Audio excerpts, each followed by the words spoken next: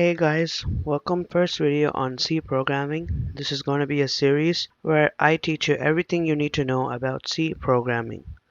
The first thing you need about C programming or any programming in general is an IDE. So what is an IDE? An IDE stands for Integrated Development Environment. It's where you write your code, compile, interpret, run, execute it.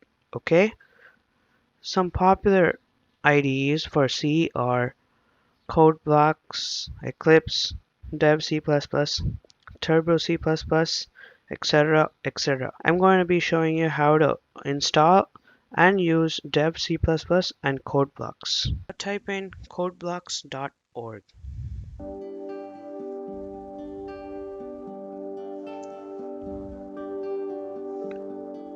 Go down to Downloads, download the binary release, and whatever platform you're using, Windows, Linux, Mac OS. I'm using Windows 10. Then you download any of these using any of these mirrors where they host the file. You can see it automatically went into my downloads. So we wait for the download. Okay guys, the download finished. So I'm going to open it. You can see the logo. Click next. I agree. I agree. This, if you want to change where the download's taking place, I don't want it in my C drive, so I'm going to change it to something else. Next, install. Wait for it to install. It won't take long.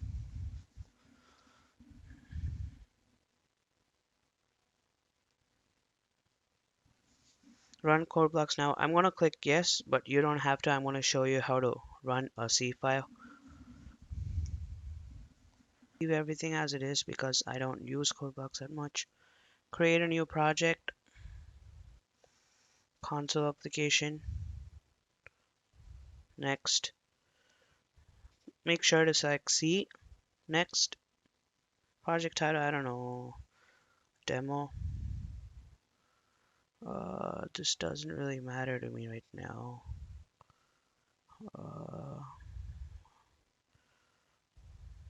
Desktop. Okay. Demo.cbp code blocks project. Now next.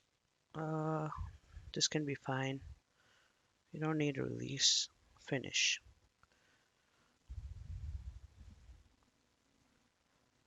So expand this sources. This main.c is your C file. Codeblocks always gives you this default program which just prints out hello world. The part at the bottom is your output console. You can see the output of your program, whatever it's displaying. So build option. What build option does is compiles your program, as in changes your program to machine code, executes it. So I'm going to do build and run. I don't have a compiler, so it's not working. Like I don't use Windows. Next. No. To download Dev C++, you go to Internet Browser, type source forge.net/projects /Orwell dev cpp slash. You can see the big green download button. Click it.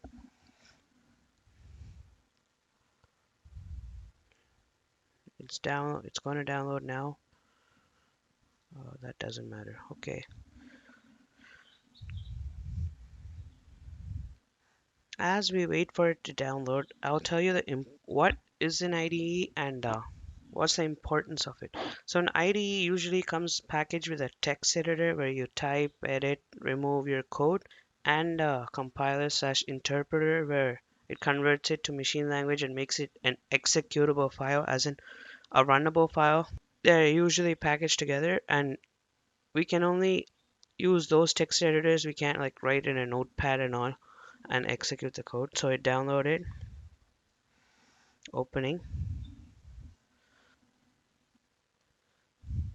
English, okay, I agree, next, uh, where you want the files to be installed. I don't use my C drive for applications. Install. Okay, same process as code blocks. You have to wait a little bit.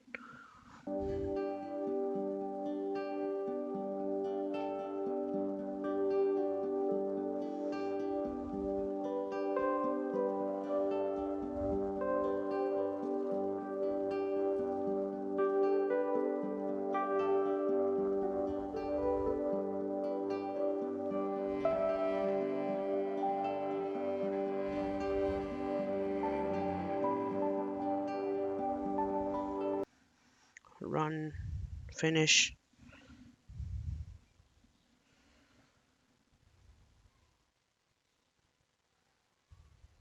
Okay, next. This is your language. Your preferences, like what the font should be, what the background color should be, example,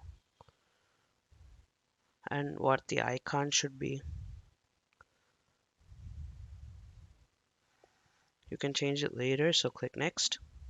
Okay. So this window is going to open up. What you do, file, new, project, same as code blocks. C project, make default language if you're only going to learn C. If you want to learn C++ later, you can change it. So make default, empty project, name, I don't know, demo. Okay. Uh, this doesn't matter, save. So I'm going to type out my code.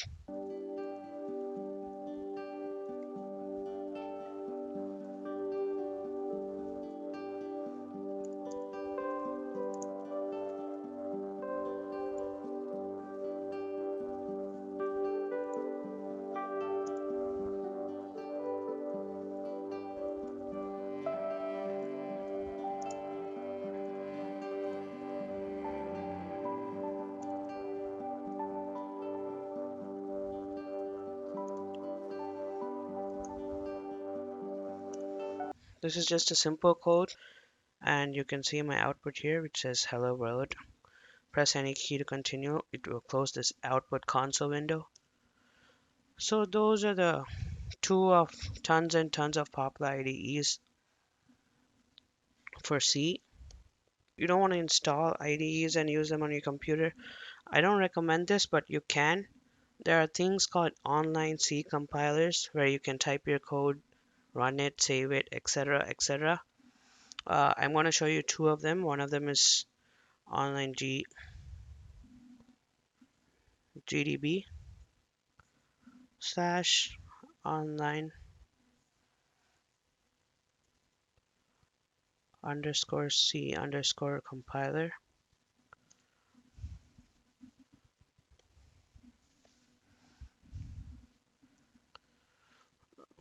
See, the same program which I wrote in dev C++. It's the most common C code. Everyone starts with this code, so you can just run it because since it's already typed. You can see the output here below in the console window. Another online compiler is CodeChef. CodeChef.com codechef.com slash IDE.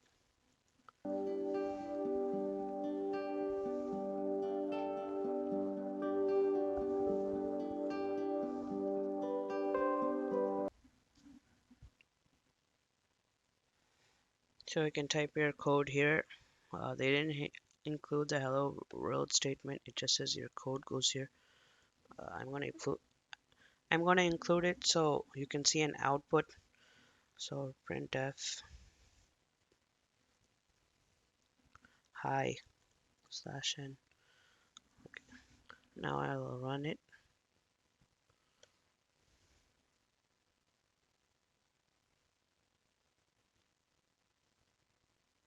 You can see the output here which says hi.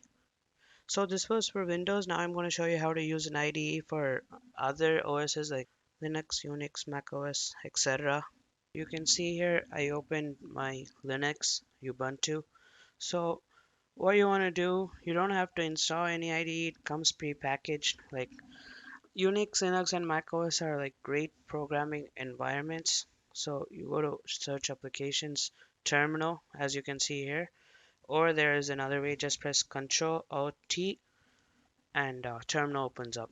For Mac OS, it's Command Alt T, so it's the same thing. So for example, for C,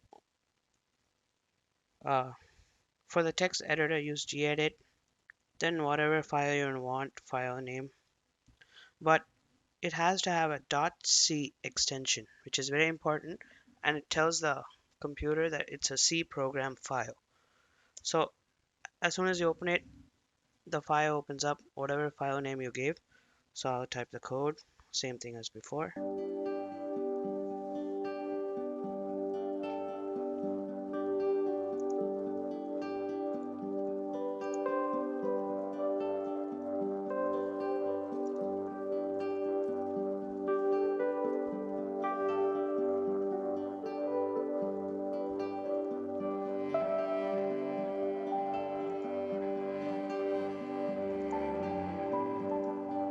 Now Control S or the save button at the top here, anything, save it, close it.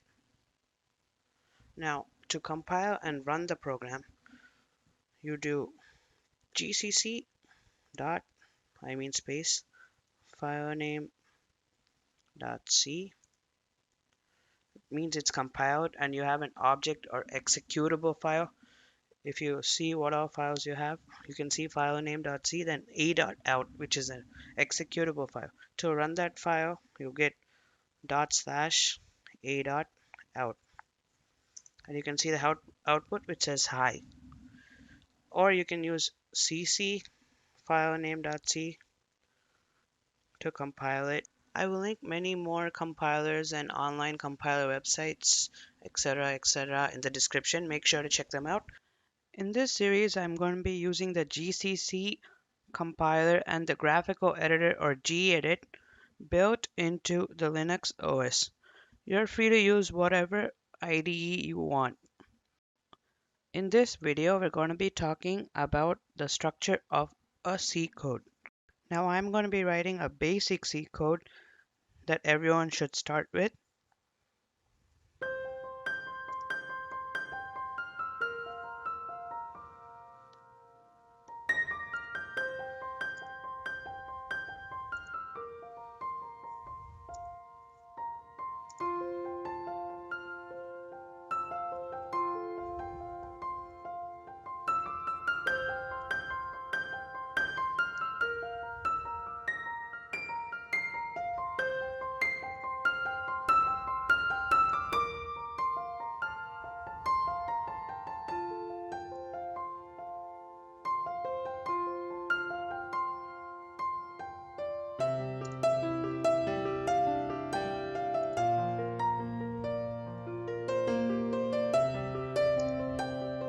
The program prints hello world. Now we're going to take a closer look at the program. This hashtag include is called a preprocessor directive. It tells your computer what files to include. And by files, we can see within this greater to and less than symbol, we have stdio.h. This stdio.h is called a header file. A header file contains functions, built-in commands, etc. There are many like this. For example, math.h, string.h, etc. So the header file stdio.h is included in this program. Next, we come to int main. Now all C codes will have an int main. It's your main function. The execution of the program starts from this line. Next, we come to these curly braces. These curly braces define where your main program starts and ends. The printf function will come to later on in the series and return 0. Since this main function is of type int, it has to return an integer value. This returns 0 if your code is executed successfully. This curly brace tells that your main function ends here. Now the data types supported by C are, the first one is int, as in integer. Let me open a test file. You can see that the int is highlighted. So the integer data type in C is usually of 4 bytes, but it depends on which compiler you're using. Sometimes they allocate 2 bytes, but most of the compilers allocate 4 bytes. Since it's 4 bytes, the range of int is from -214748364 to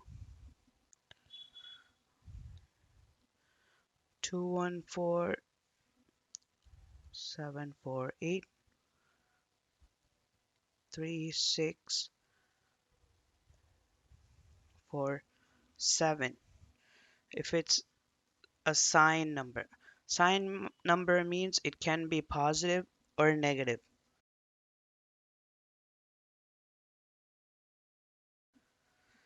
If this number is still isn't enough for you, you can say long int, which usually allocates 8 bytes and it's in the range of e plus 18. The next data type we're going to take a look at is float. You can see that the float is highlighted. Float is any number that has a decimal in it. For example, 3.14159265. The range of float in C is from e minus 38 to e plus 38. Usually you can use this size of and enter the variable which has that data type and find out the number of bytes. You can see that the size of is highlighted. Next is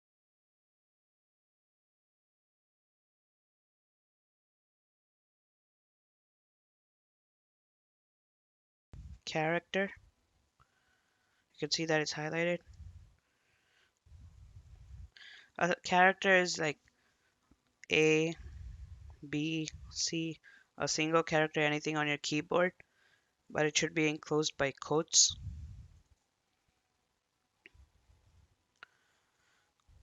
Next thing is a string. You use char for string, but you specify the length of the string, which means like a sentence, a word. Suppose I want to write this. This has 4 letters in it, so this.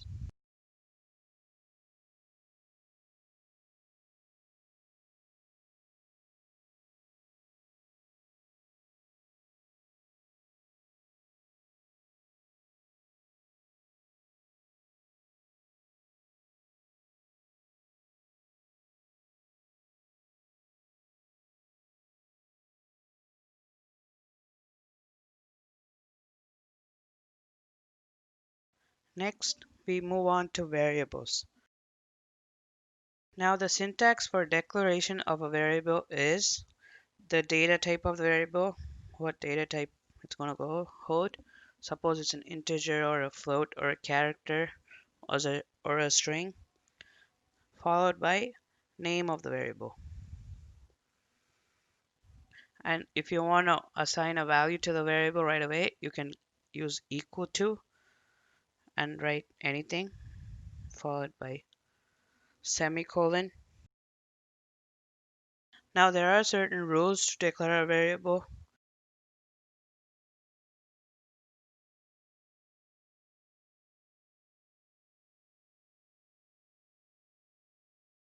First, a variable name can only have letters or digits. It can be uppercase or lowercase variables, doesn't matter.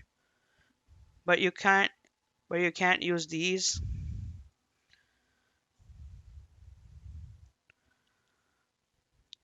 Next rule. The first letter of a variable can be a letter or an underscore, not digits. Digits can come in between, but not the first letter. It can be name. This is valid. Name, name,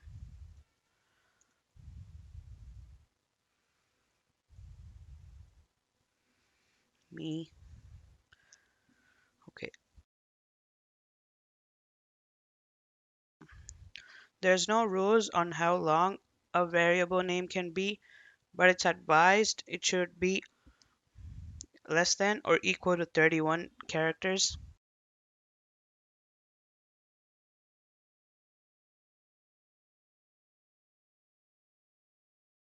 If it goes over 31, you might have an issue based on your compiler.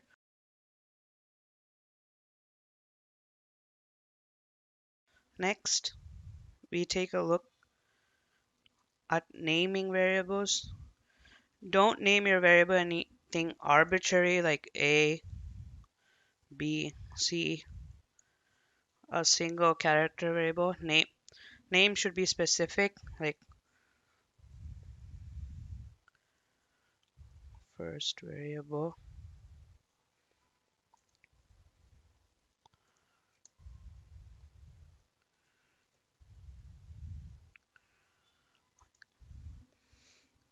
Now, there are two recommended ways to name a variable. One is called camel case. The second is called snake case.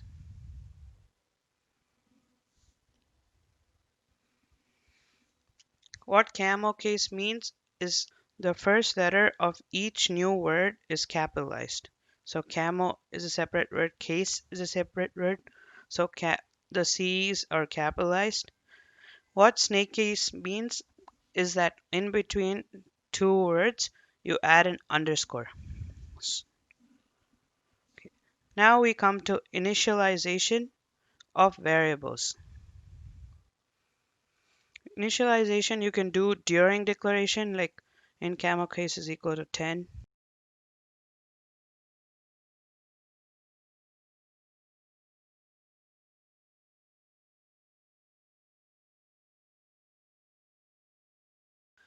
Or you can initialize them later in your code.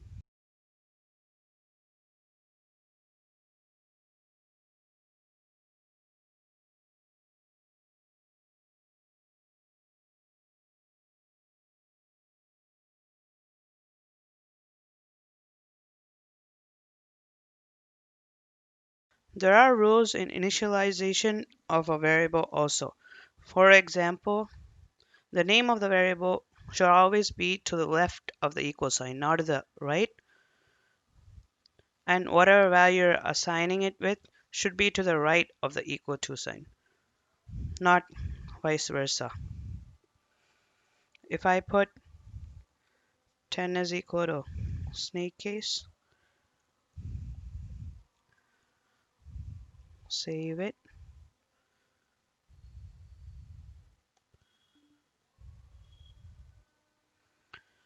run the program.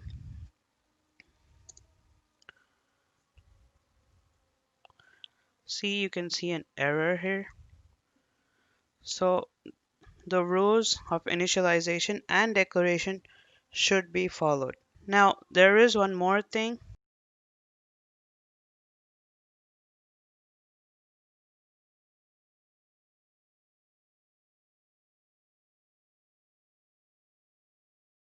Variable names cannot have a space in between.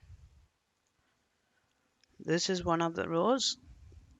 And the last row is there are 32 keywords reserved in C programming that are used for other things. You can't use them as the name of your variable. I will display the 32 names. So these words you can use as your variable. Let me try using one of them. So break.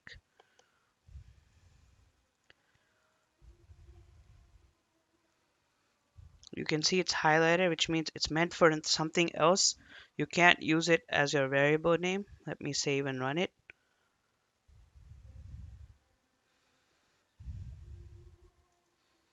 See, you encounter an error.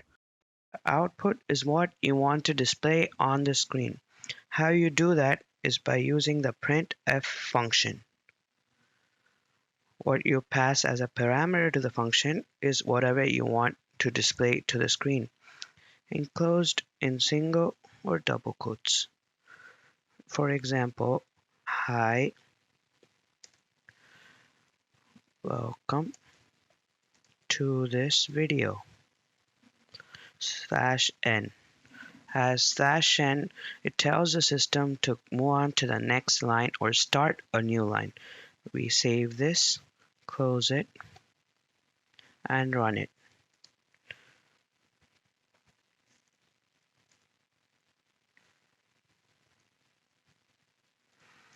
And you can see the output. Now, before we go to input, we learn about format specifiers. So what are format specifiers? Suppose you store something in a variable and you want to print that variable. X is equal to, uh, x is equal to 5. Now you want to print x. Unlike other languages like Python or Rust, you can't print x directly. You have to use a format specifier. What a format specifier is, it tells the system what data type the variable is and what data type you're supposed to print. So since we're using int, we use %d /n, and after these double quotes you mention the variable that you want to print.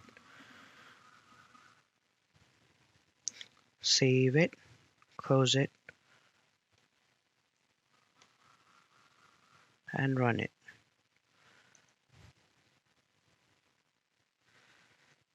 You can see it says 5. Now what happens if you print it directly as in Python?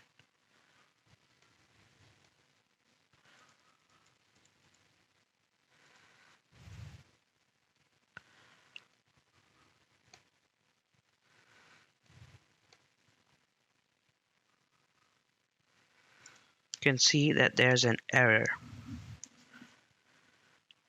Now we saw that for a variable of data type integer, the format specifier is %d. Suppose you want to use a float.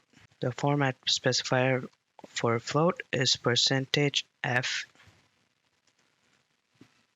and we mention the variable with a comma. You can see the output there, 3.1415. Now a character is %c.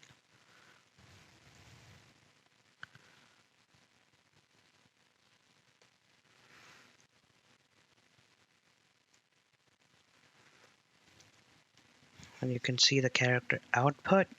Now the last thing we're going to see is a string. So char x square brackets mention the size,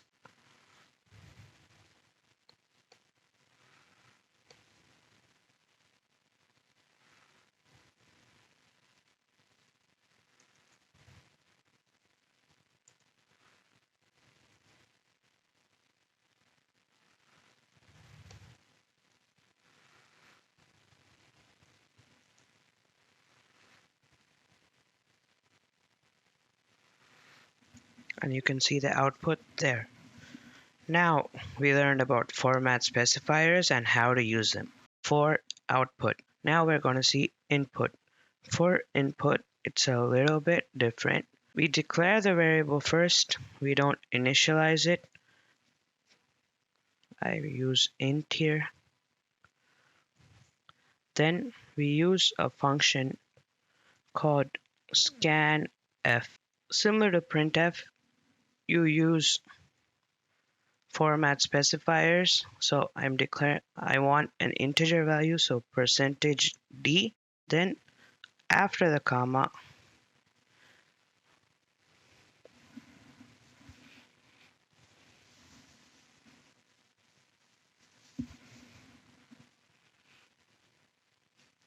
we put ampersand x.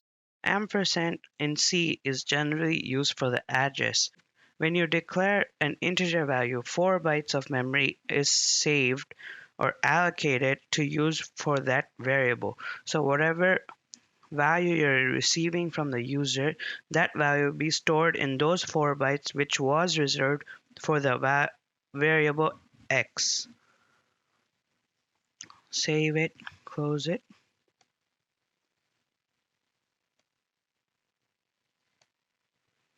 run it.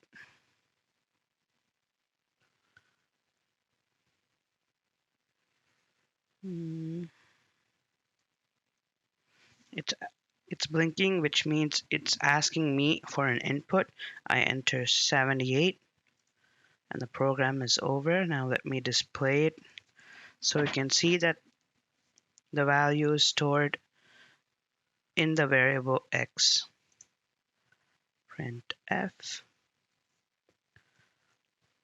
/n %d comma x. Control S. Run it again. I'll enter 78 again, and it shows 78, which is the output. So that was for integer input. Similar to output, if we want a float, we use %f in the scanf and in the printf. Control S, save, close, and run it.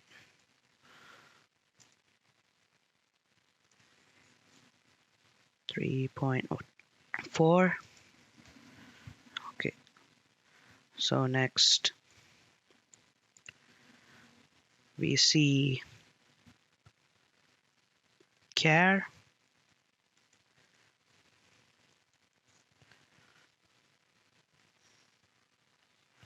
Save. Oh, I have to change everything to C. Run. Save it and run it.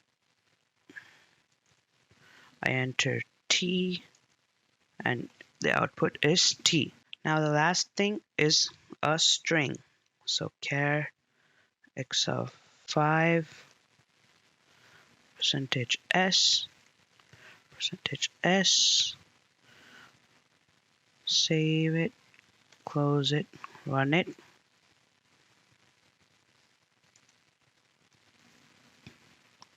The last thing is a string, but the most important thing when you take input as a string, you don't need this ampersand. Now we save it, close it,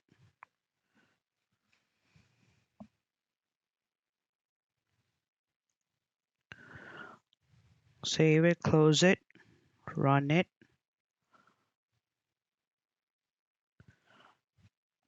I enter hello and you can see the output as hello. So this has been about input, output, and format specifiers in C. Now what is an operator? An operator is anything that changes data that is stored in the system. You might not understand what that means, but I will give some examples and you'll understand clearly. The first type of operator in C we're going to be seeing is arithmetic operators.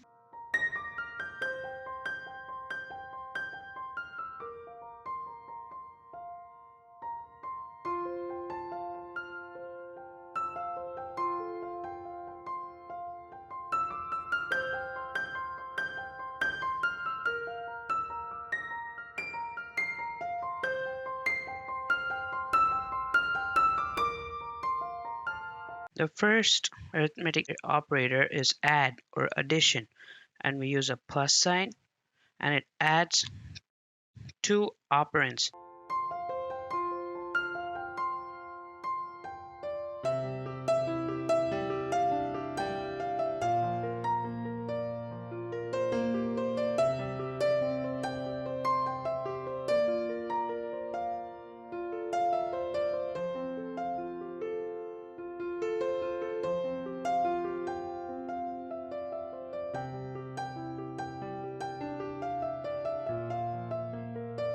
Let's compile our code.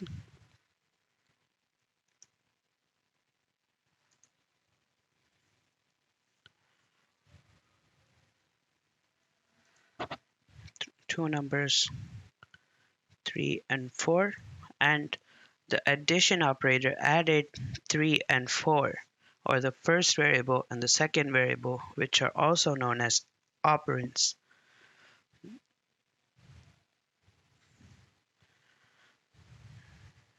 The second arithmetic operator is subtraction, and we use a hyphen to denote it. Save and run it again. Compile it, run it, 5 and 4, and it subtracted 4 from 5. So that is the subtraction operator. Next, we're going to see multiplication, and it's denoted by asterisk. Save and run it.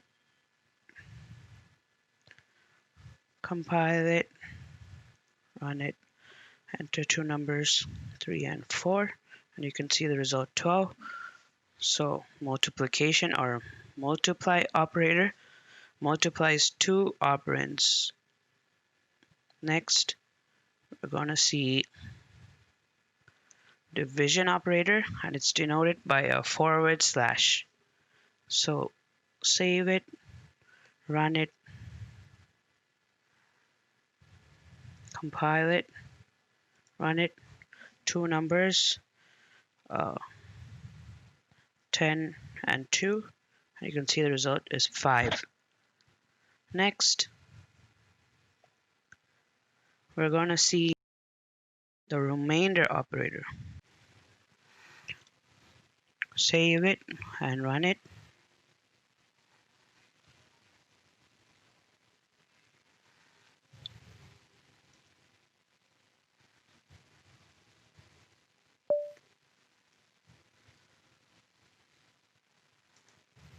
Two numbers, 5 and 4. You can see the remainder is 1. Next type of operator we're going to see is assignment operators. Now we already used one of them, which is this result is equal to, where is equal to is the operator. So generally, I'm going to delete this program.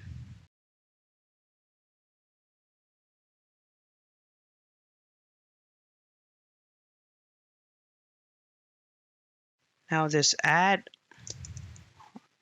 we're going to initialize to 0, int sub is equal to 0, int mo is equal to 0, int,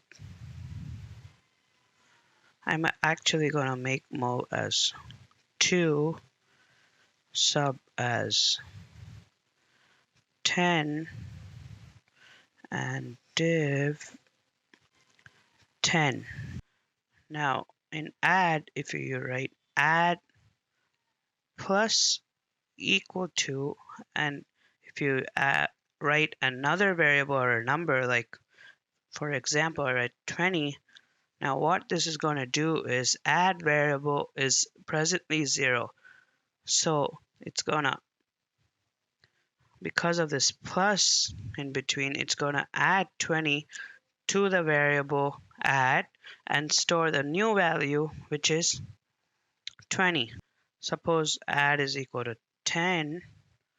Now the add value is currently 10, Because of this plus here, it's gonna add 20 to this variable and make the resultant as 30.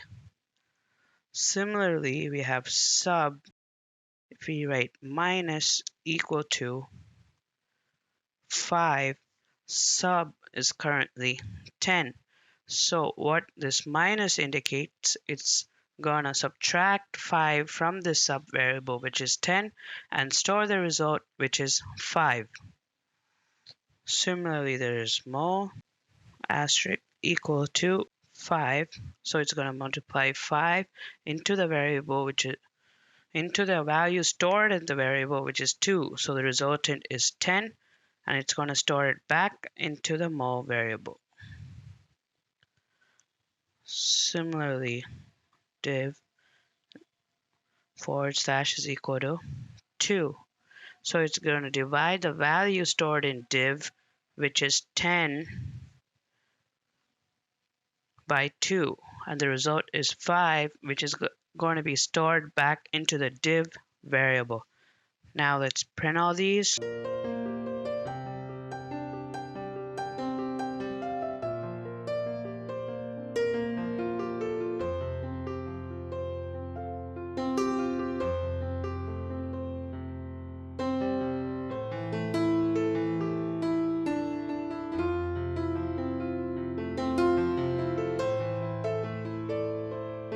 Save the program, run it. Oh, I forgot. Semicolon, compile it again, run it. You can see the outputs. As I explained, example is 10. This is the assignment operator. We're not doing any other operations on it. The add variable was 10, and I put add plus equal to 20. So the result, similarly, sub was 10, and I subtracted 5. Mul was 2, and I multiplied it, and div. Now there are two more kinds of assignment operators. Now I assign example to 1. Now if I write example plus plus, it increments or increases the value stored in the example variable by 1. So if I just print example,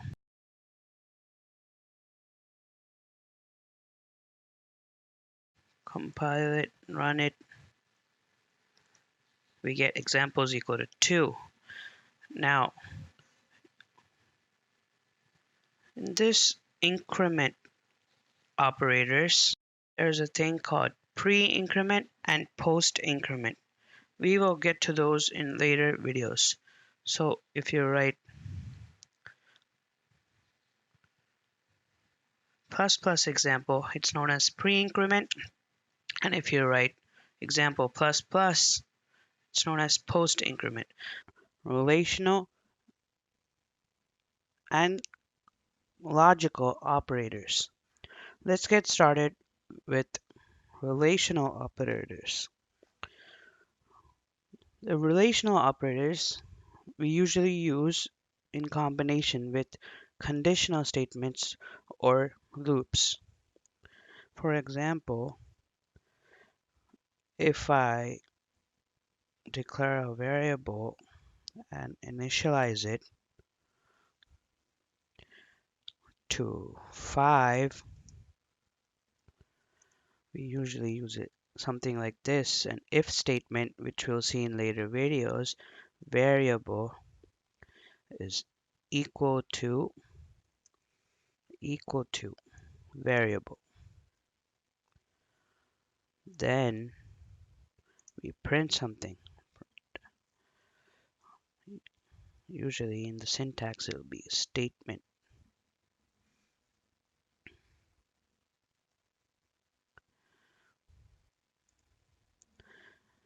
Now what this equal to does is it checks the value of the left and right of whatever you assign, and if they're equal, it returns a 1 or a true. Hence this if statement will be executed. Now the other operators are greater than or equal to, less than or equal to, and not equal to. Now, let's run the code. See.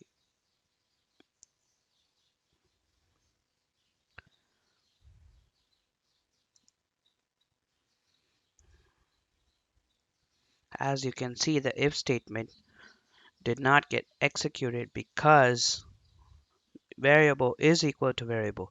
So if we put equal to or greater than or less than or equal to, suppose I put this, save it, close it,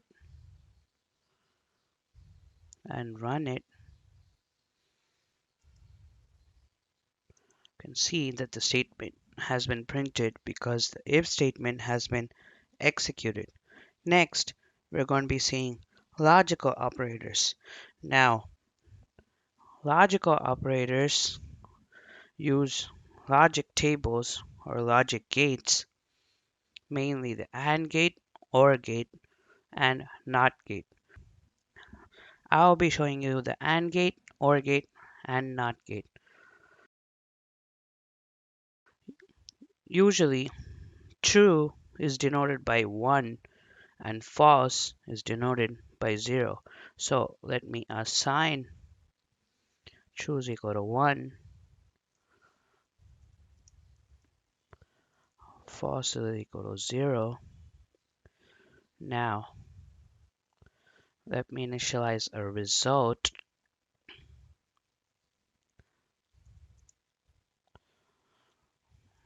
Now, according to the gates, let me use true. This is this expression for logical AND. It's 2 ampersands without a space. Let me do a false.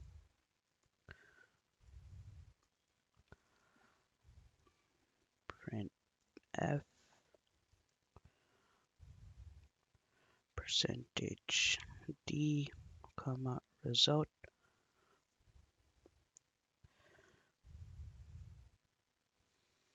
Now let's run the code.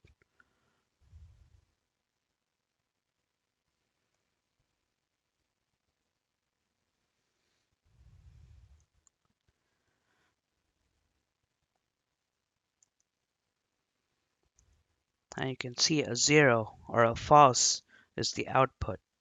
Similarly, logical OR is represented by 2 vertical bars without a space. Now how you do this is hold shift and backslash. Now let's run the code and see the result.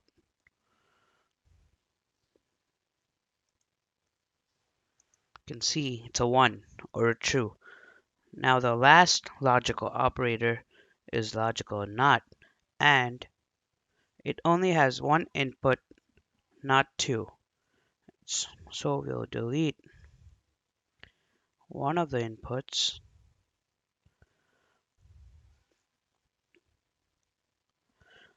Logical NOT is represented by an exclamation mark, similar to relational operators where we put not equal to as an exclamation mark and an equal sign.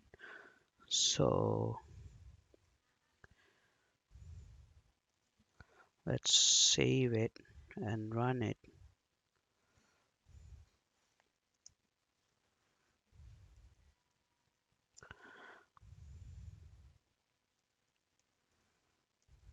And you can see a 0 or a false wherever, but the input we gave was true or 1, so it returns the opposite of whatever you gave as input. Bitwise operators, ternary operators, and special operators. Now let's get started with bitwise operators. To understand the function of bitwise operators, you need to know binary. Binary consists of ones and zeros. Let's get started with the code.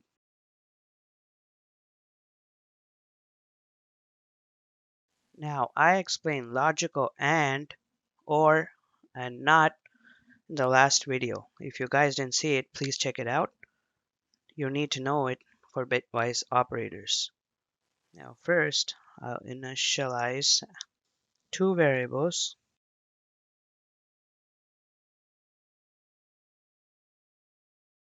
Let me give this value as 5 and this as 9. Then int result is equal. Now how you perform bitwise AND is two or more variables and an ampersand between them. First binary ampersand second binary. Now let's print the result.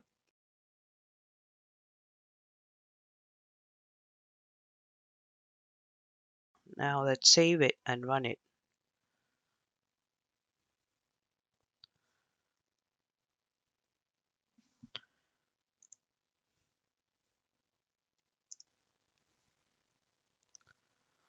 Oh,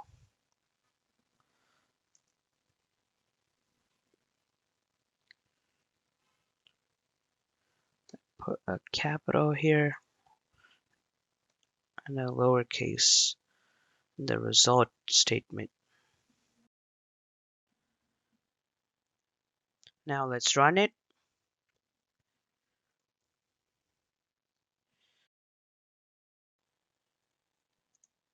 You can see the result is 1. Now I'll explain why. As you can see, our first binary is a 5, which in binary is represented by 1, 0, and 1. And our second binary is a 9, which is represented as 1, 0, 0, 1. Now we're performing bitwise AND. It's better to line up your variables like this. Now the first one here is actually a 1, and if it's a 1 there, it means it's a 1 because it's 2 power 0.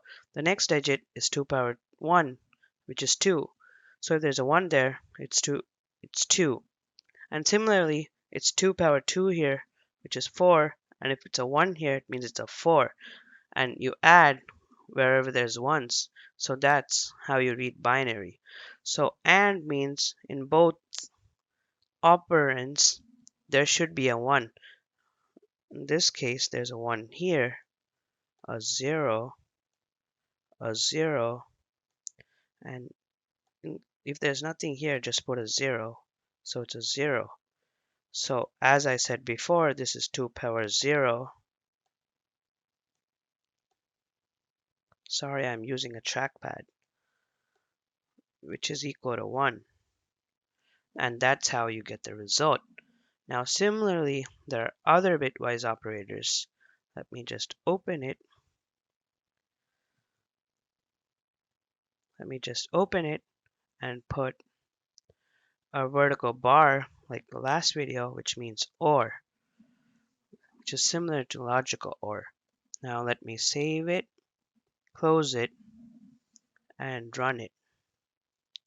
No errors, 8 are out, and the result is 13. Let me show you how. Let me just erase the previous result. So this time we're performing a bitwise OR, which is a vertical bar. Now OR means there should be at least 1, 1. It can be a 0 or a 1, or a 1 and a 0, and the result will still be 1. So there's two 1s, which means 1. There's a 0, so 0, a 1, and another 1. I don't think you can see clearly. So this is 2 power 0, 2 power 1, 2 power 2, and 2 power 3.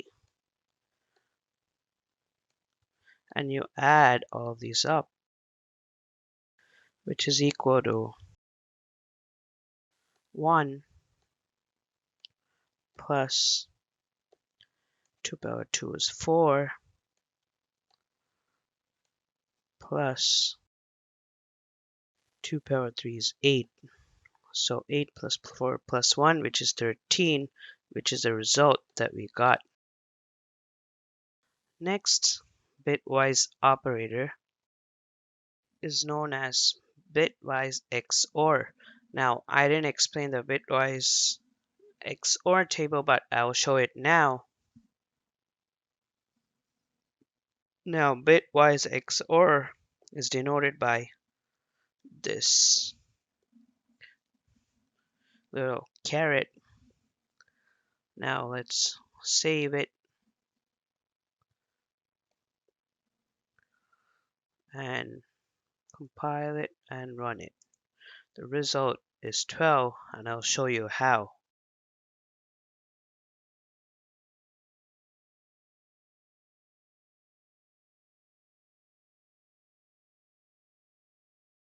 As mentioned previously, the first binary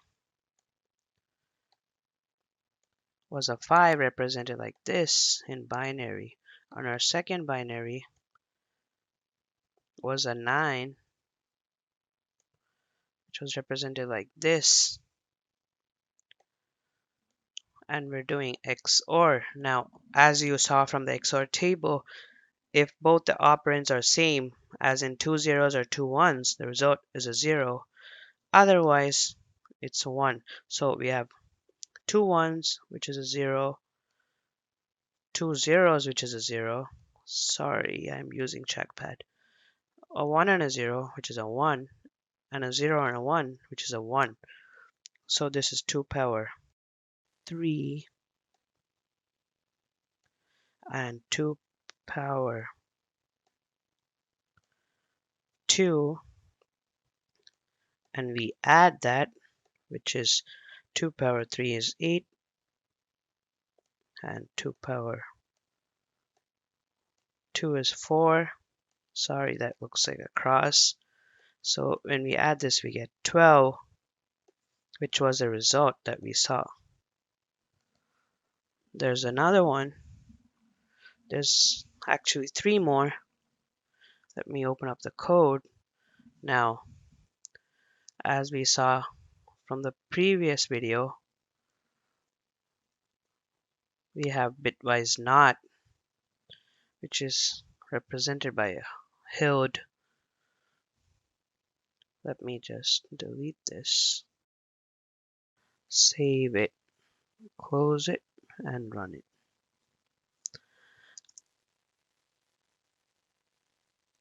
You can see the result is a -6. In binary.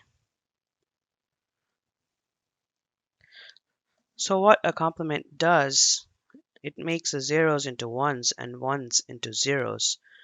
But in binary, there are different notations such as ones complement, twos complement, and etc.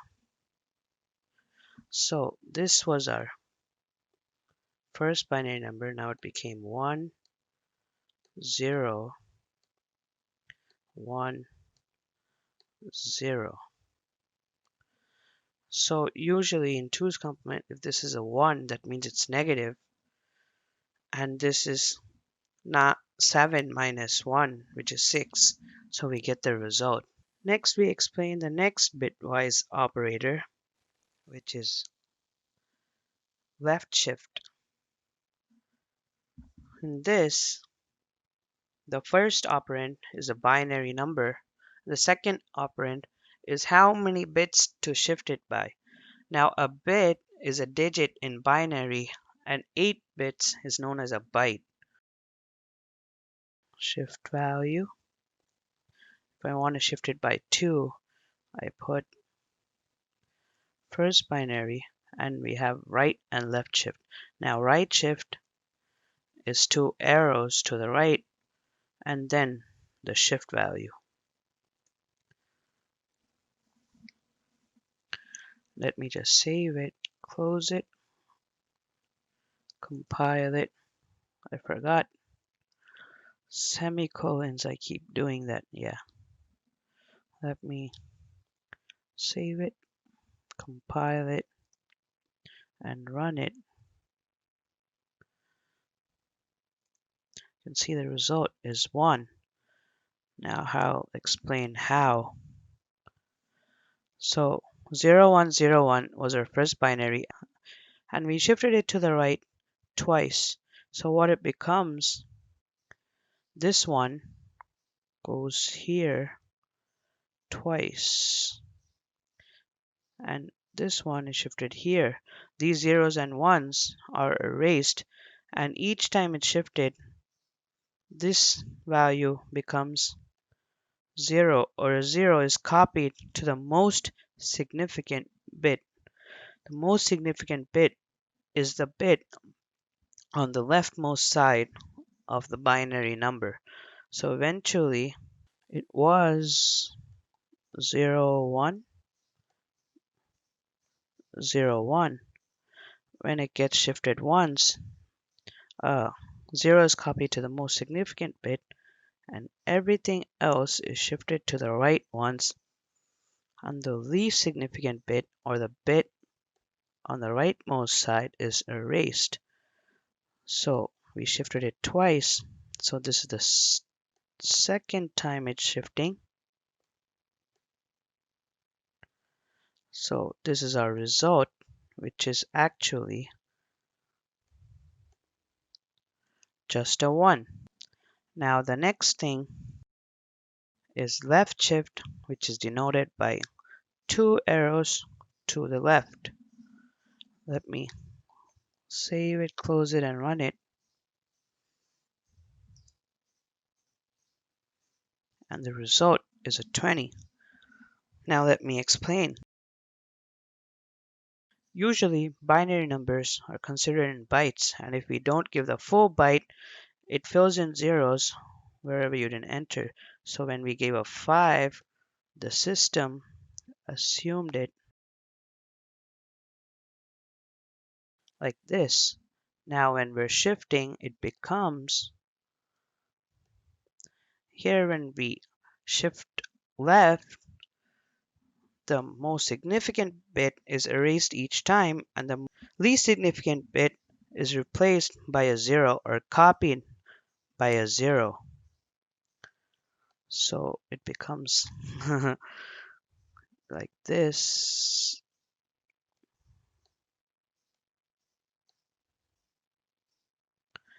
And we shift one more time, so this is the end result. So this 2 power 0, 1, 2, 3, this is 2 power 4.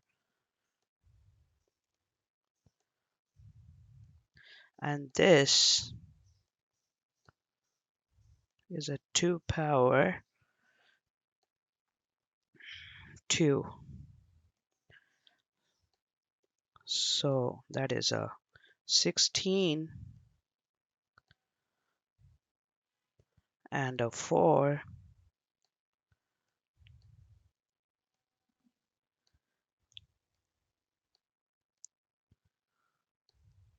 which is a 20, which was our result that we saw earlier. Now that explains bitwise operators. Now let's go to ternary operators. The expression for ternary operator is condition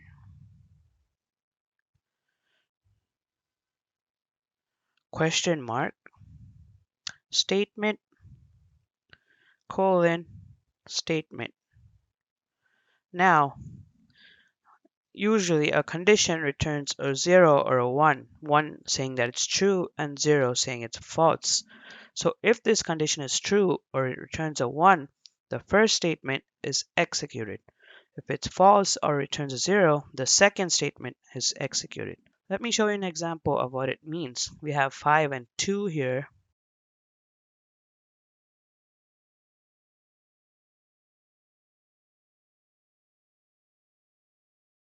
I don't think we need to store it in a variable actually.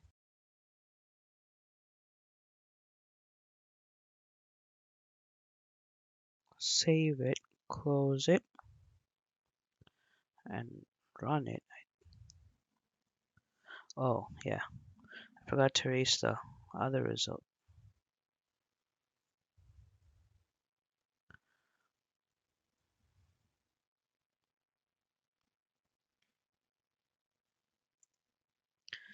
Now let's run it. Oh, sorry. You can see that it says first statement, which means the condition that we gave was true. Now let me reinitialize the values so that the condition is false. Now let's save it and run it again.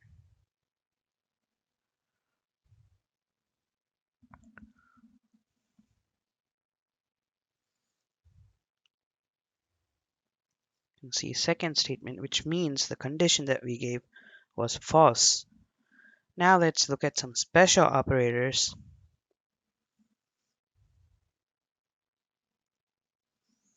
Now,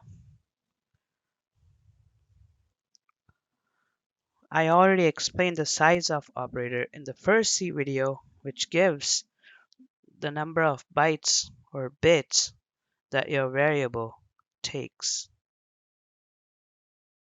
Now, an interesting thing, a star is used to declare a pointer. A pointer in most languages is something that holds or points to the address of another variable. So anything you give,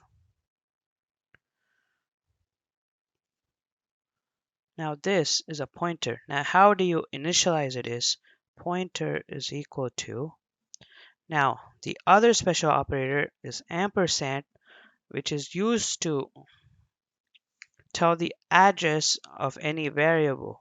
Now I'm storing the address of first in the pointer. Now if I put printf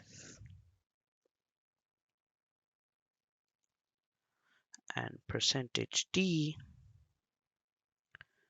comma pointer, let that let us delete the ternary operator line.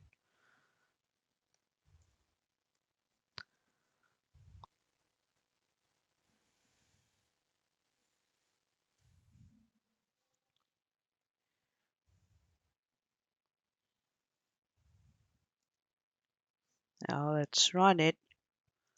You can see it says 1, which means it pointed to the value of the variable first. If-else statements. Now what is an if-else statement? An if-else statement only executes if the condition specified is satisfied. Now let me give you the syntax. It's generally if, and within the parentheses you give a condition, and if the condition is satisfied, whatever is inside the if statement, inside the block of code, statement is executed. Now,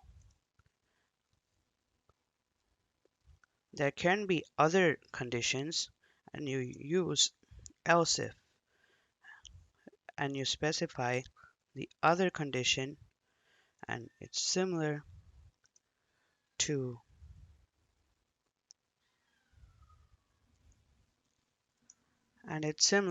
the if statement. Now, finally, you give an else, and there's no condition because you use the default condition in the else statement.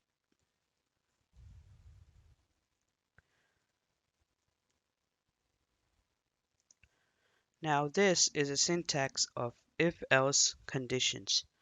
Now in an if-else block there can be only one if condition and one else condition, but you can have a number of else if, depends on the situation.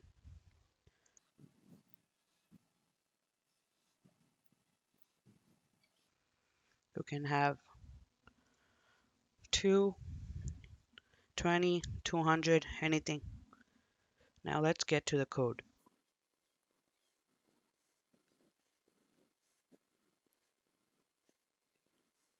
Now I want to create a code where the user enters a positive or negative number, and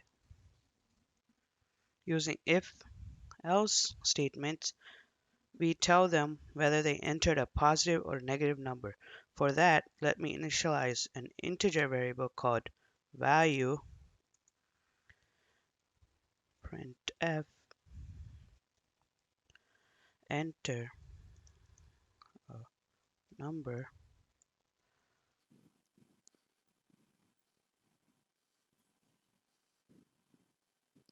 Now the first if condition is if the number is positive. So all the operators that I covered in previous videos, you can use them inside the if condition, or you can use them in combination like logical and or. Now let me just do a simple one. The comparison, if it's greater than 0,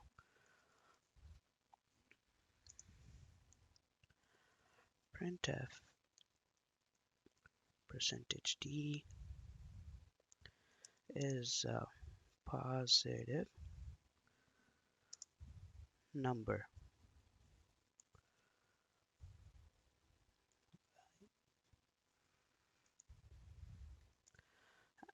I'm going to also use an else if, suppose the value is equal to 0. So value equal to 0.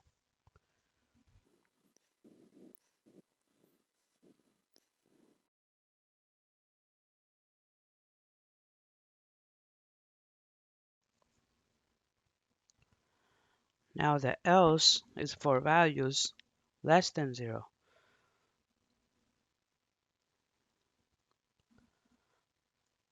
Now the else is for values less than 0. Now let's save it and run the program. Compile it, run it, enter a positive number. The first if statement was executed. Enter 0, and the else if statement was executed. Now, one last time,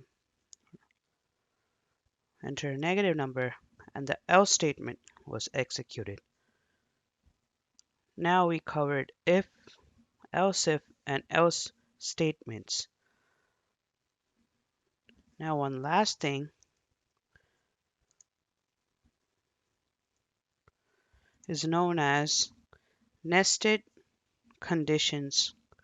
It's not only for conditions, it's for loops, which we'll see later. Now, I want the user to enter a number between 1 and 5. So we already have this if statement, which gets executed if the value is greater than 0. So you can have conditions within your conditions, if that makes sense. So I'm having an if within my first if. Value is equal to 1.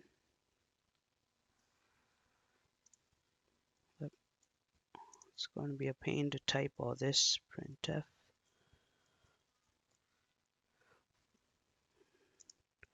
The value is 1.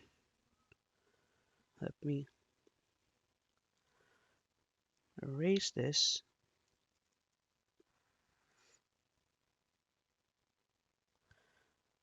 Now I need this 4 more times. So I copy it and paste it, but change the value because I want the user to enter a number between 1 and 5.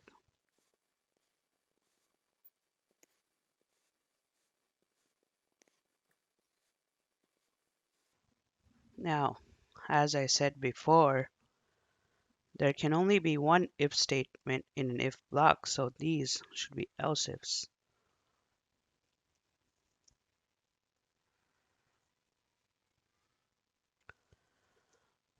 It's not compulsory that you need an else. This can be else if too. Now, for the first if, we follow it up by else to say invalid input.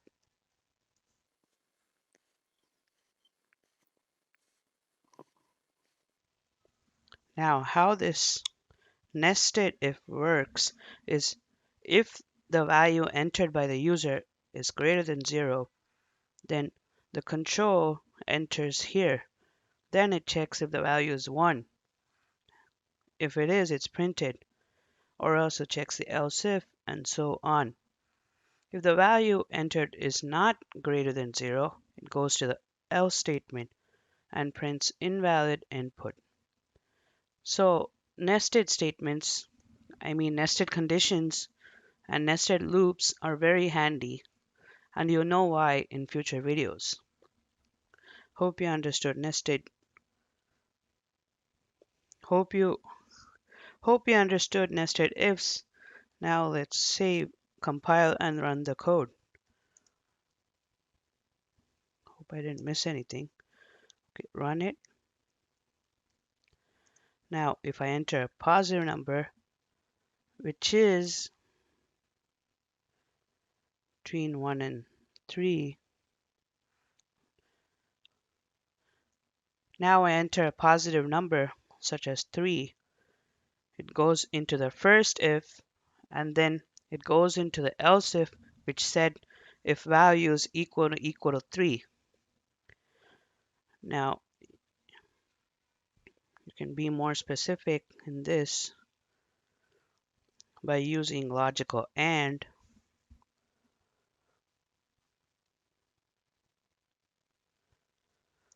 Value is less than or equal to 5. So it goes to the if it so it goes into the else statement even if you enter a positive number, but it should be between 1 and 5. So even if you entered 6, it would go into this. The control would go into the first if statement, which we don't want because we only wrote till 5. So let me save it, close it, and run it. Compile it first, run it. Now if I enter 6, it goes into the else statement directly instead of going into the first if statement. Hope you understood if, else, and nested statements. There are many different types of loops used in C, such as for loop, while loop, do while loop, etc., etc. Each because of a specific condition that you need to do. Now, loops are used in C to repeat repeatable tasks or the same tasks multiple times.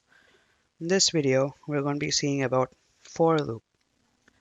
Now, the syntax of for loop is for within the parentheses initialization semicolon condition then increment or decrement or anything in between.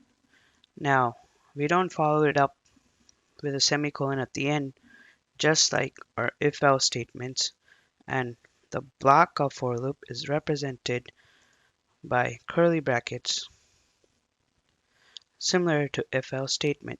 Now whatever repeatable task you want to do, you type within these curly brackets. Now let's do an example so you'll understand better. Let's write our code like we usually do. Now for initialization usually includes a variable and it's called the iterator variable. As I mentioned before, loops are used to do repeatable tasks. Each time the loop runs, it's known as an iteration or iteration.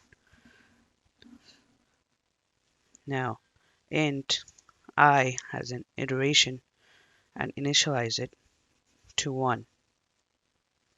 Now I want to print the numbers 1 to 10. So the condition is I is less than 11 or less than or equal to 10.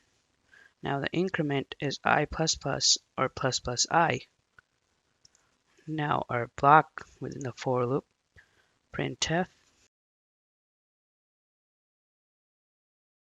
%d slash t. Now this \t gives us a tab space between each number, I.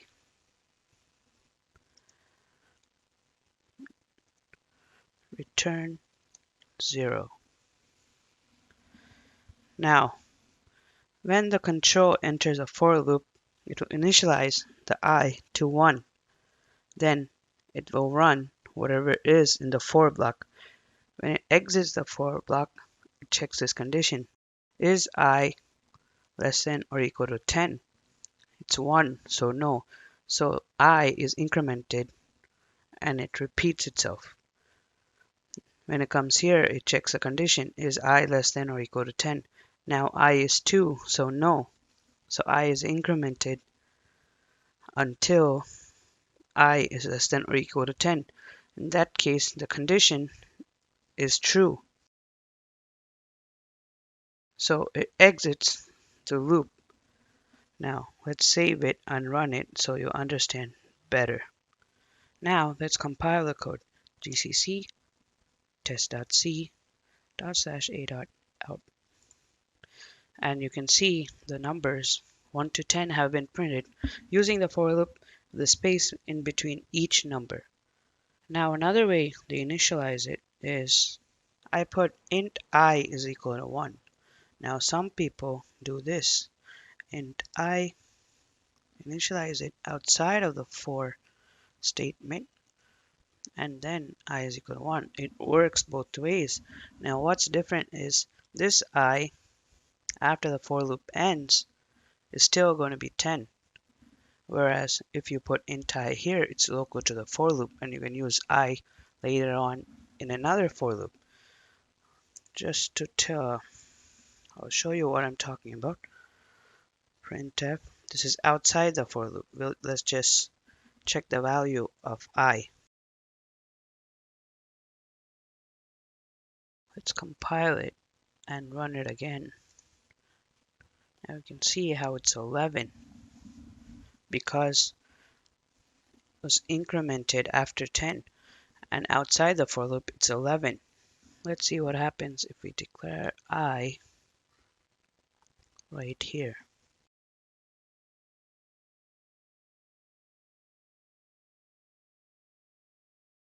Save it and run it. See, there is an error. I undeclared because the I is local to the for loop when initialized inside the for loop. I hope you have understood for loops, which are while and do while loop. Now the syntax of while loop is while condition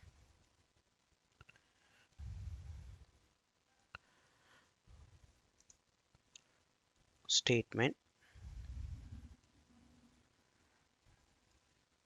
Now another statement so that eventually the condition becomes false.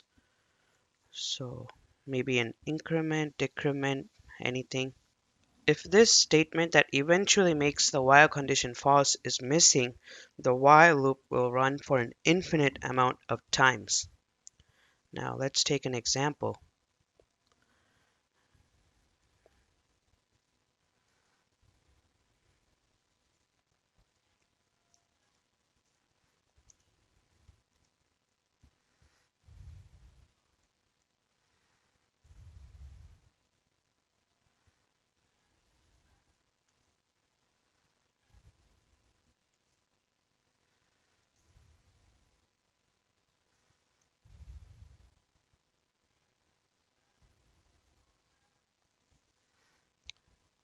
Let me print from 1 to 10 like last time.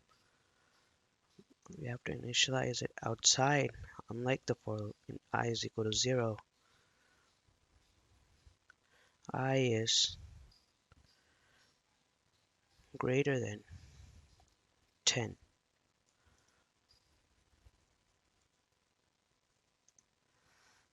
Print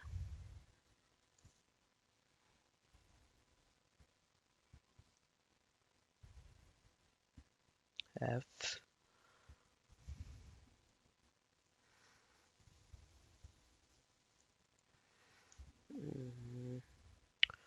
percentage D T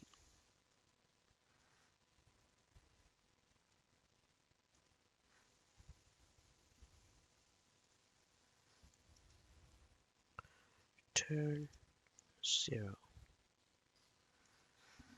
Now, if we run this code, we'll get a 0 printed and a tab space an infinite number of times because the condition, the statement that makes a while condition false is missing.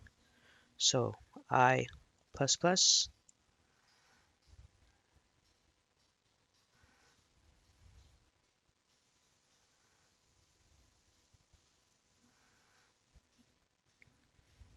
Now let's run the code. I type T.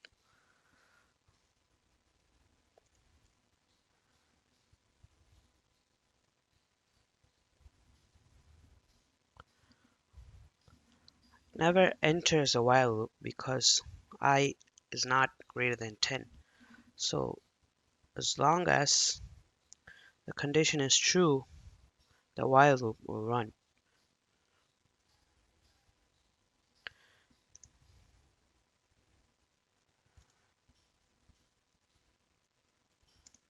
There you have it. Now let's see what happens if we remove the condition that makes the while loop condition false.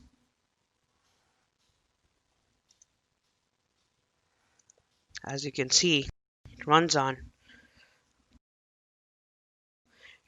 till infinity. Let's close this. Now you see the importance of the statement that makes the while condition false. The other loop in C programming, the last loop, is known as a do-while loop, and it's very similar to the while loop. The difference is there is no condition that you need for the program to enter the first iteration of the while loop. It checks the condition after each iteration of the loop. So while this is handy for menus where you don't provide an input in the beginning, as we'll see in future videos. While I is less than 11 and a semicolon at the end. Let me put back that I++, save it, run it, and it's the same thing as you can see here. So the do while loop, do is a statement that tells it it's a do while loop, and the control enters the loop during the first iteration without any condition that it needs to check, unlike the while loop and the for loop. After the first iteration is over, it checks the condition within the while statement, within the while loop, and then repeats it. I hope you understood while and do while loops. Now, what is a switch statement? Suppose you have a user input, but it's a limited number of inputs, and each input you have to provide a different output. In that case, you can use a switch statement to get the user input and give the appropriate output. Now the syntax of switch statement is switch whatever user input you're switching, which is stored in a variable, then case input 1, suppose 1, then statement, then a break statement which breaks it out of the switch case, as in it breaks the control is returned to the main function from the switch block of code. Similarly,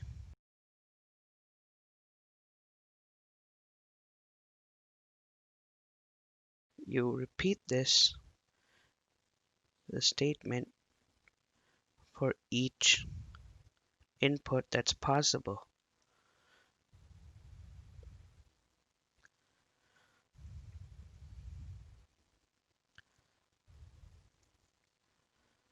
The last case, however,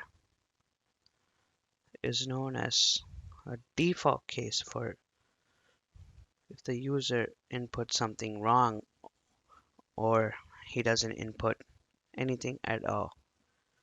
Now let me show you an example.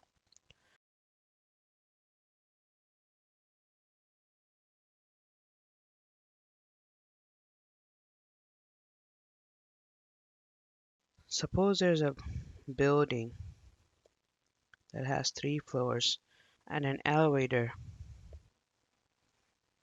and you need to receive input from the user on which floor to go to.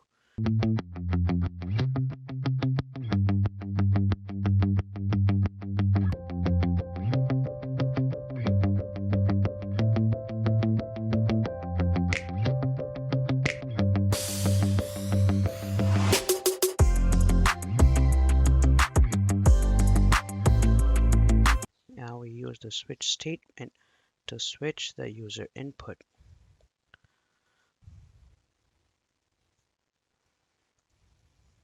Now, since there are 3 floors, the input can be 1, 2, and 3.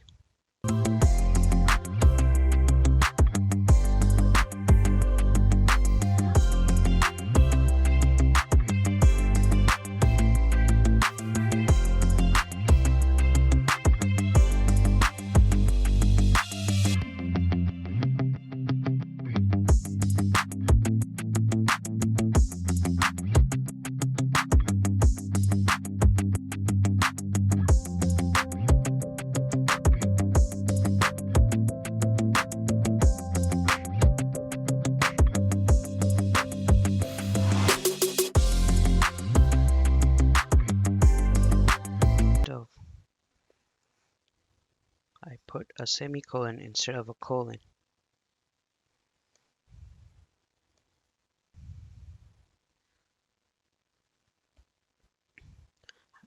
For default, you might not have to enter case. Yeah.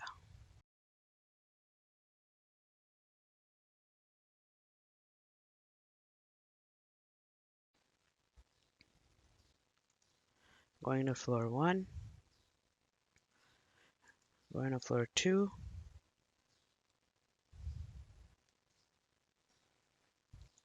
going to floor 3.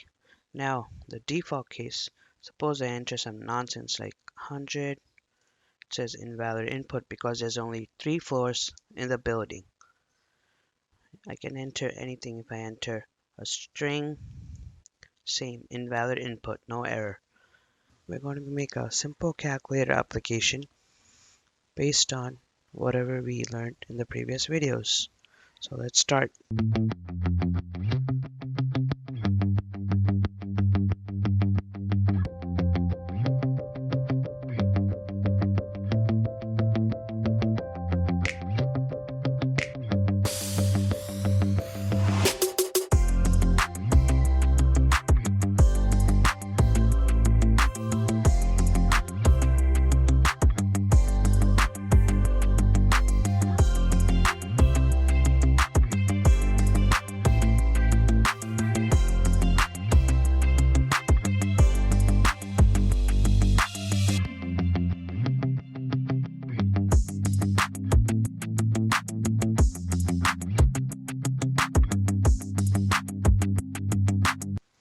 Now this print statement is a menu that keeps repeating over and over again till you want to exit the program because I've included a do-while loop.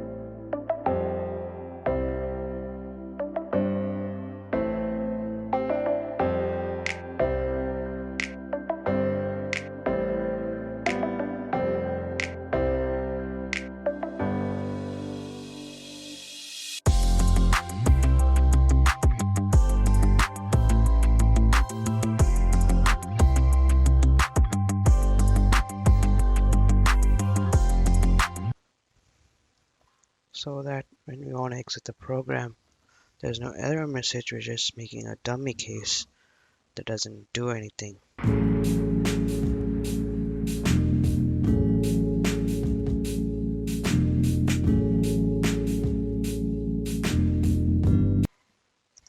Now let's end the while loop. Let's end the do while loop.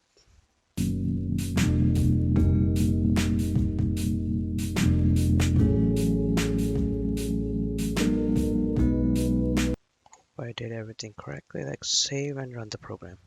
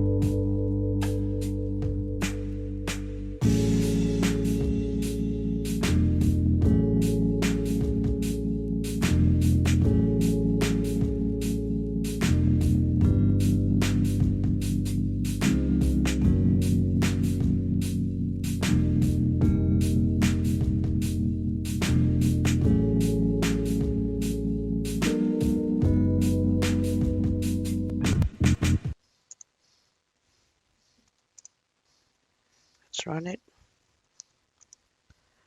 1, 3, and 2. We see 5, 2, 3, and 2. We see 1, 3, 3, and 2. We see 6, 4, 6, and 2. We see 3 plus 5.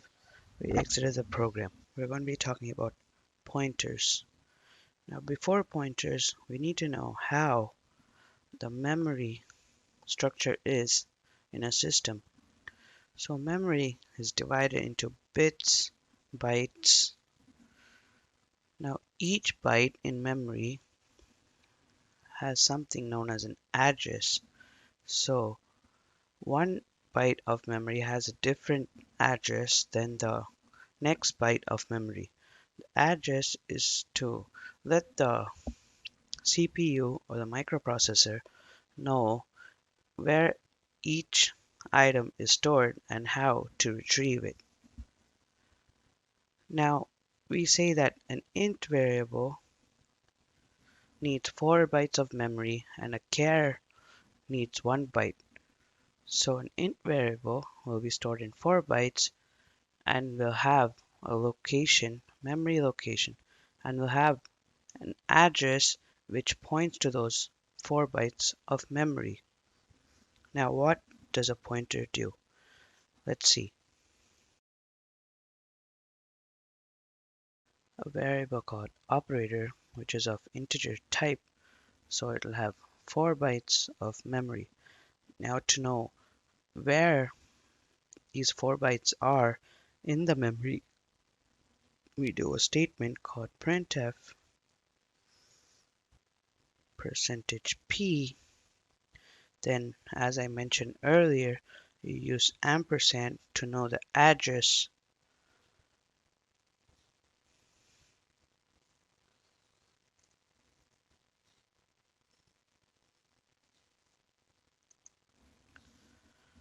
Let's save and run this code.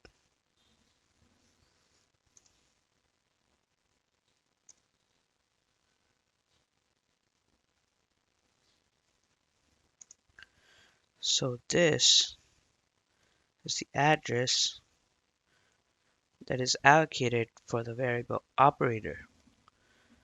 Now let's see how pointers come into the picture. Now, pointer has a data type, so let me declare an integer pointer.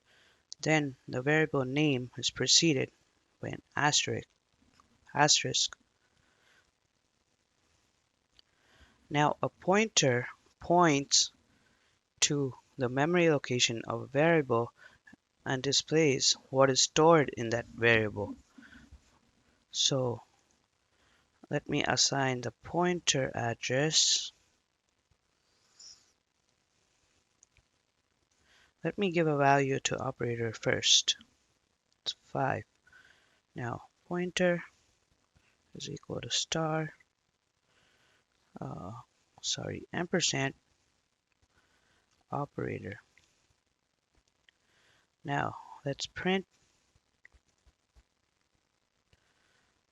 the value of the pointer.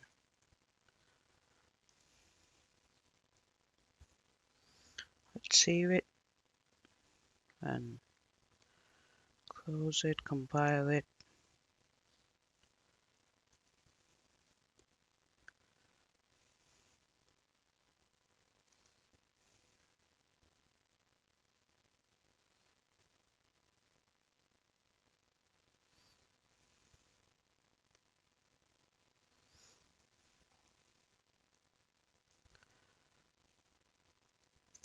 You can see that the pointer variable printed 5 because it's pointing to the location of the operator variable which holds a 5 in the memory location that we printed before.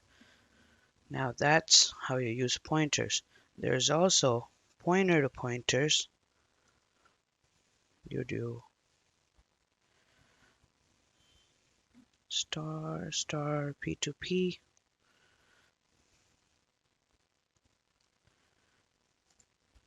and pointer.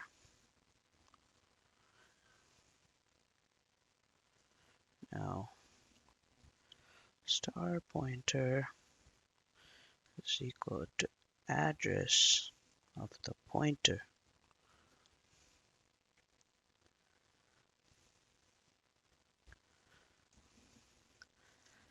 Now let's save the code, close it,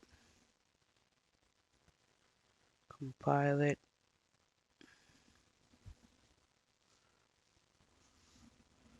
Oh, sorry, I forgot to change the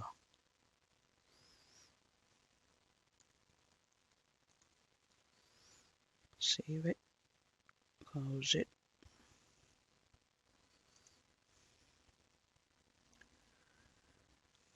Dot / a dot out, and you see a 5.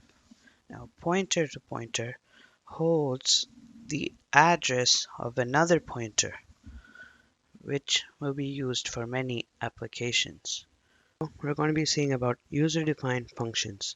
So what are user-defined functions? User-defined functions are a block of code that can be used multiple times to perform a specific task. Now what is the syntax of a user-defined function? So it goes as follows. Return type, function name,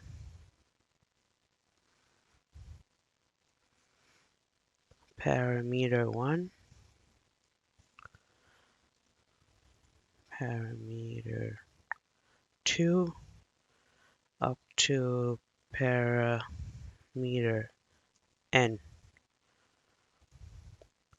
curly braces, statements, and that's it.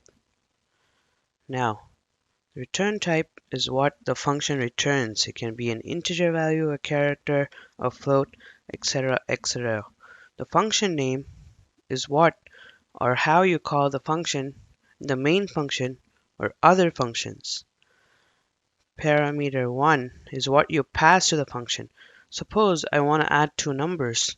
So parameter 1 will be the first number and parameter 2 will be the second number.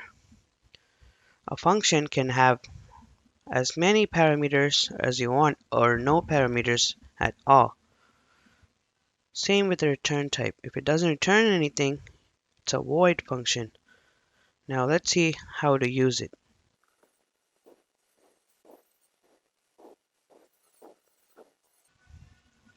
Now, there are two ways to declare a function. One is before the main function. Let's take a look at it now. I want a function that adds two numbers and returns the sum. And the numbers and the sum should be integers. So int add. Now the parameters are of integer type also. Now I use a variable as a parameter. This variable is local to the function. Let me call the variable num1. So if num1 is equal to 10 within the main function, you will get an error because this num1 variable is local to the function, which means after the function is called, the num1 will be deleted, or you can perform operations on num1 only within this function block of code. So the second parameter I'll call num2.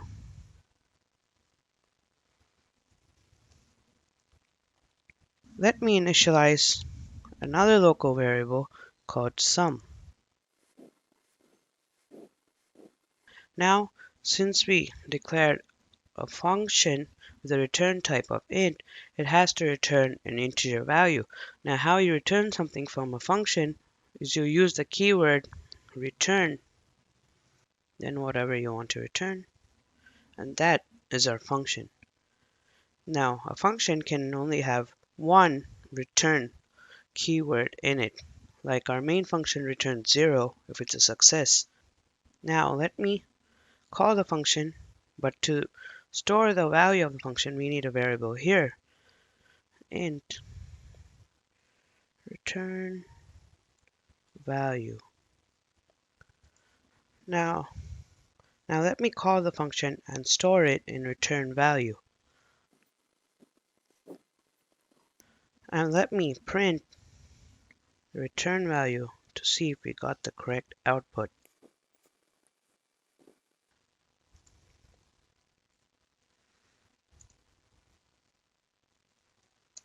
There you can see 5. Now that's one way to declare a user-defined function. Now let's see the other way.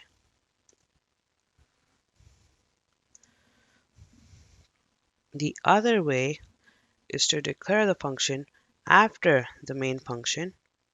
So we just copy this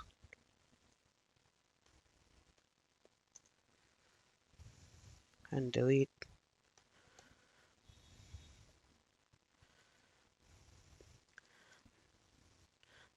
There is one exception, however. If you run the code like this, you will get an error. As you know, the C compiler compiles the code line by line. So when it reaches this line,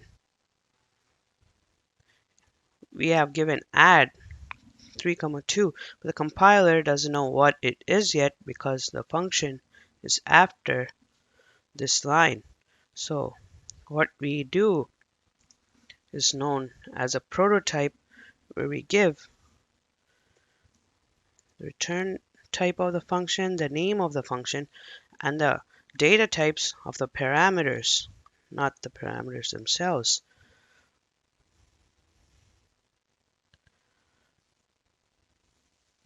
Now what this does is it lets the compiler know that there is a block of code called add, and it will search it and get to this line and execute it.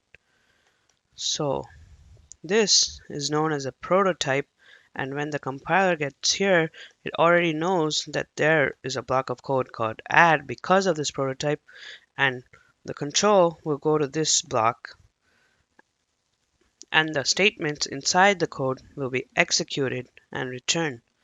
Now let's save it and run it.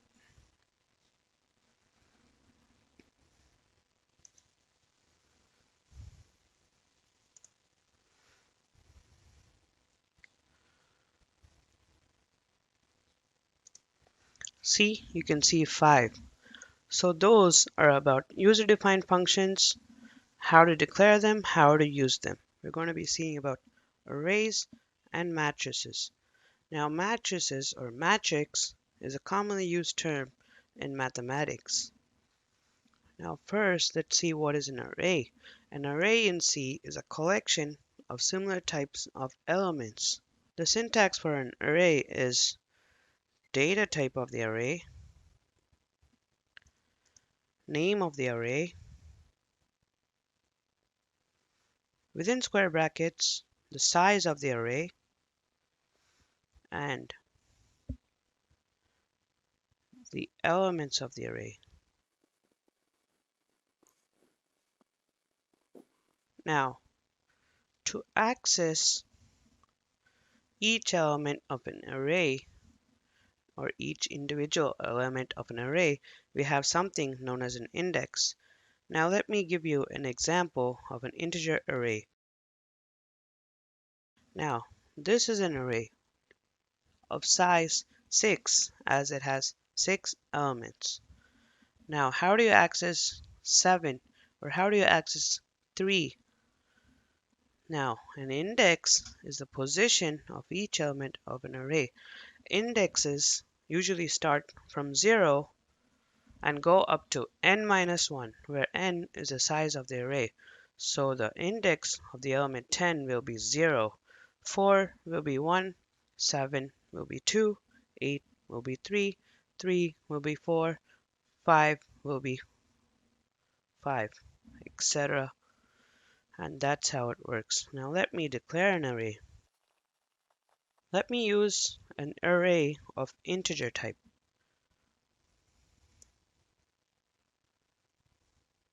of size 5. Now how do we add elements? One way is to include it in curly brackets 1, 2, 3, 4, 5. And that is an integer array of size 5 with elements already allocated in it. Now do we how do we access the elements? Now how do we access the elements in the array? Typically it's done with a for loop. For int I is 0,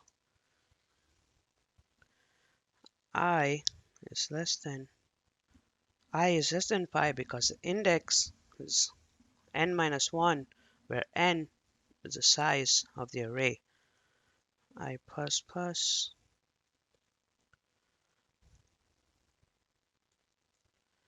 Now how do you access the elements of an array? It's typically done by array name in square brackets the index of the element that you want to access. Now if I put 4, that is the index of 5, so you'll get 5. Now how we usually print the elements of the array with a printf statement, %d /t, so we'll know the difference. So there's a space. Now array of I. Let's close up the for loop.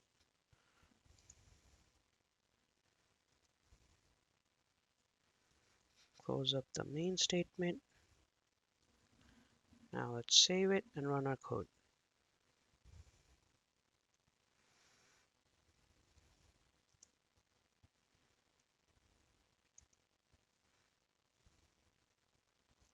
There you can see the elements of the array.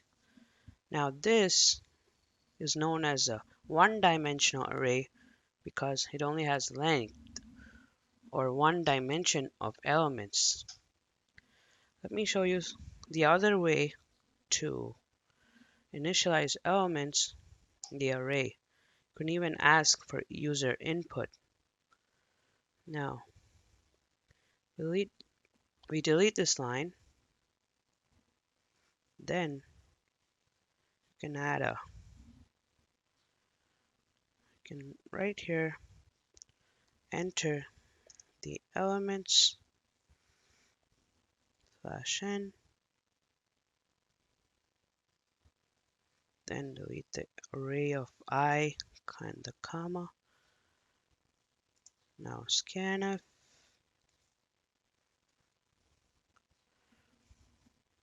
%d ampersand array of I.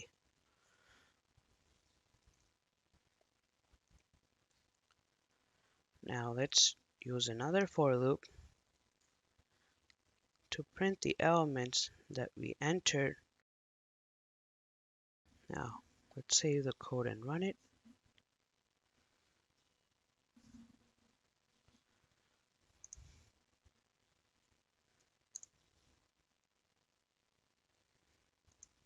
Enter the elements. The first element will be 1, 2, 3, 4, 5. And you can see it printed the elements in the array that the user has entered. Now, to declare a multi-dimensional array, you include more square brackets. Now this is an array of 5 cross 5, or now it's a matrix that we typically use in mathematics.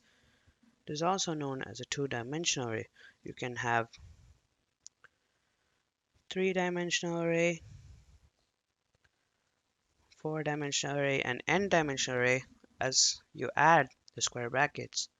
Now how do we initialize this or statically initialize it? So let me take a smaller size. Now, since it has 2 rows and 2 columns, the first row will contain 1 and 2, then comma, second row, 3, 3, and 4. Now, how do I display it? As the dimensions of the array increases, so does the for loop for displaying it. Now, there's another for loop for the second dimension. So, in j is equal to 0, j is less than 2, j plus plus, and this is 2, not 5.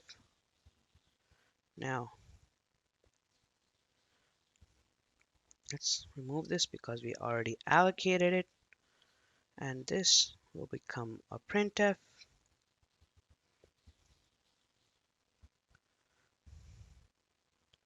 Printf %d/t, not the address, array of I, comma j. Now we studied about nested loops. So when I is 0, then j is equal to 0. It'll get the index of 0, 0, comma 0, which is 1. Then the inner for loop will become 1, so 0, comma 1 is 2. Then, so the outer for loop will become 1, inner for loop is 0, so 1, comma 0 is 3, and so on and so forth. Now, let's close the outer for loop. Then, let's close the inner for loop. Then, the outer for loop, let's add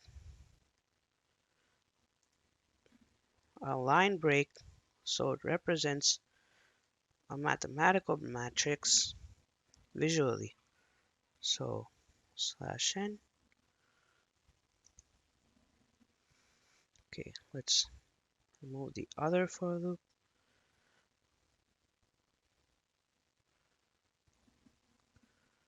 Save it. Close it and run it.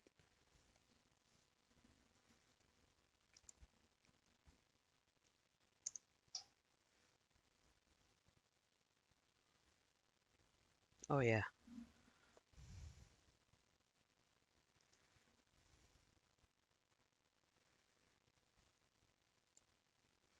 I forgot to take the semicolon off. Let me check. Yeah.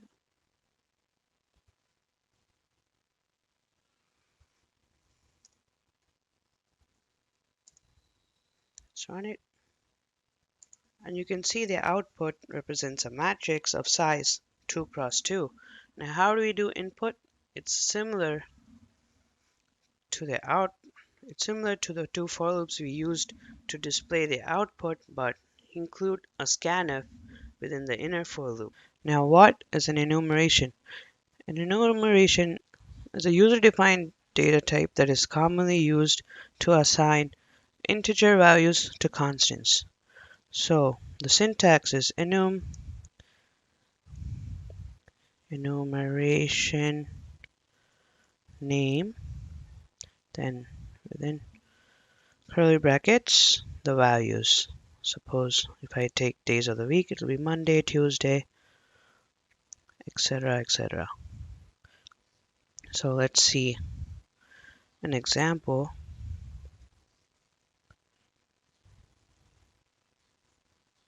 Now any variable I declare outside the main function is known as a global variable. It can be used within the main function, within a user-defined function. It'll work everywhere. Now suppose if I put int x is equal to 0 and I print that in the main function or in a user-defined function, it'll work. That's why it's called global. Now we put enum weekday.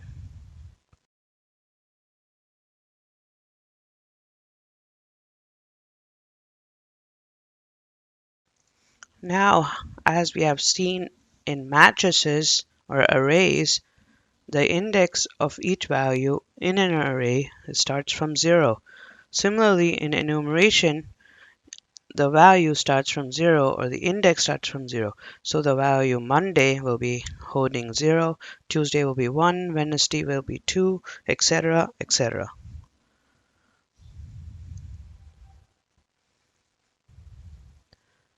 Now, I said this is a user-defined data type, so enum weekday is similar to int, float, char.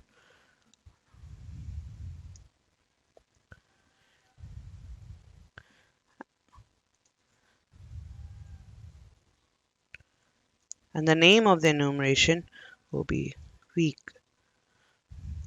Now, if I set week is equal to Monday,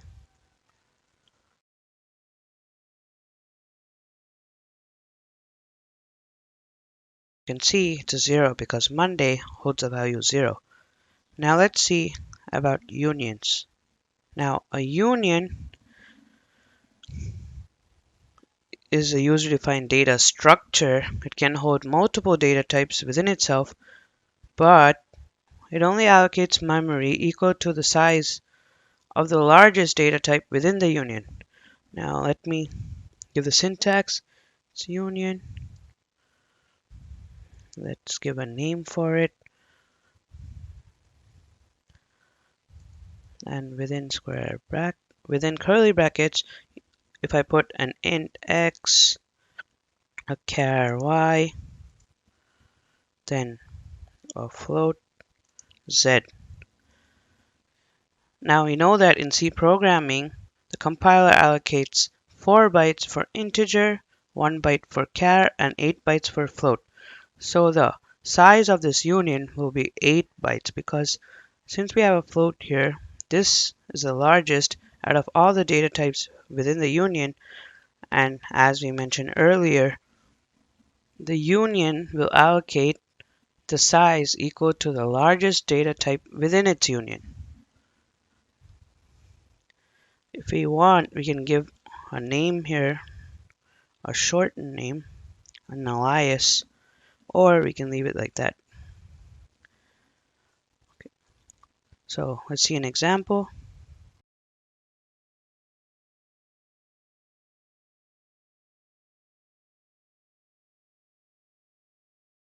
In this union of numbers, we have 3 integer data types, x, y, and z. So the size of the union will be 4 bytes because it's an integer. All of them are integers. And these 3 integer data types should share that 4 bytes of memory. Now let's see how to allocate and print them. Now I'll store this union of numbers in a variable called n. Now, n is a variable of the type union numbers, and the variable n has three members called x, y, and z. Now, how do we access the data types within the union? You type the variable name that's allocated to the union, dot, and the variable within the union that you want to access. I'll give us 5, 10, 20. Now let's print these.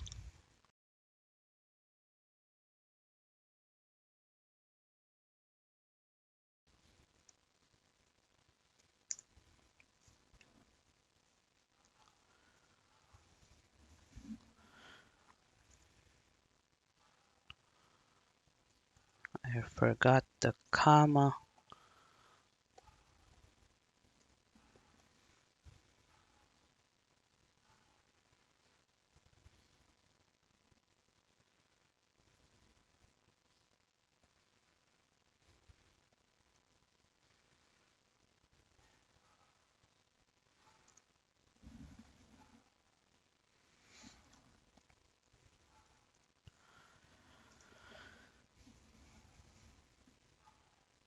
And there you can see we have allocated and it printed everything the proper way.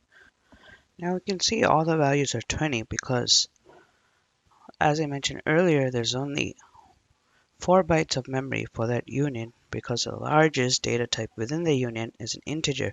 So every time we assign a value to the data type, it's getting overwritten. And the last thing that we assigned was 20. Now suppose if I switch these up,